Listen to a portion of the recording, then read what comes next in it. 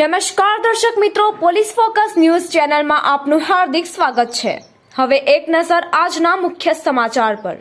પોલીસે સતત 18 કલાક સુધી વાહનમાં પીછો કરીને અપહૃત બાળકને બચાવ્યું। 2.5 વર્ષના બાળકના અપહરણનો મામલો। સરખેજ પોલીસે અપહરણ કરી ફરાર થઈ જનાર કૌટુંબિક ભાભી અને તેના પ્રેમીની પણ ધરપકડ કરી।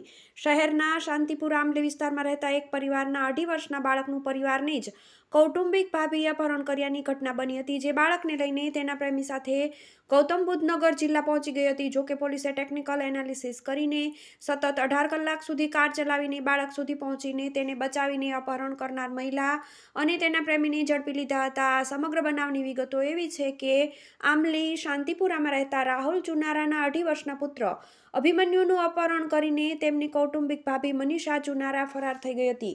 આ અંગે સરખેજ પોલીસ મથકે ફરિયાદ નોંધવામાં આવી હતી। આ બનાવને ગંભીરતાથી લઈને પોલીસ ઇન્સ્પેક્ટર R.K. ધુડિયાએ તપાસ કરતા જાણવા મળ્યું હતું કે મનીષા તેના નજીકમાં રહેતા હેમંત ચૌધરી, સંજય ચૌધરી સાથે ફરાર થઈ ગઈ હતી, જેથી પોલીસે એક ટીમ તૈયાર કરીને ટેકનિકલ એનાલિસિસના આધારે તપાસ શરૂ કરી હતી, જેમાં મોબાઈલ લોકેશનના આધારે પોલીસે સતત 18 કલાક સુધી વાહન ચલાવીને પીછો કરીને ગૌતમ બુદ્ધ નગર જિલ્લામાંથી મનીષા, હેમંત અને સંજયને ઝડપીને બાળકને છોડાવ્યો હતો।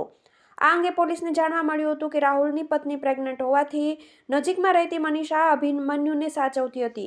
જોકે તેને હેમંત સાથે પ્રેમ સંબંધ હોવાથી તે ગત 17મી ડિસેમ્બરના રોજ સવારે હેમંત અને સંજય સાથે અભિમન્યુને લઈને ફરાર થઈ ગઈ હતી। આ અંગે પોલીસે વધુ તપાસ હાથ ધરી છે।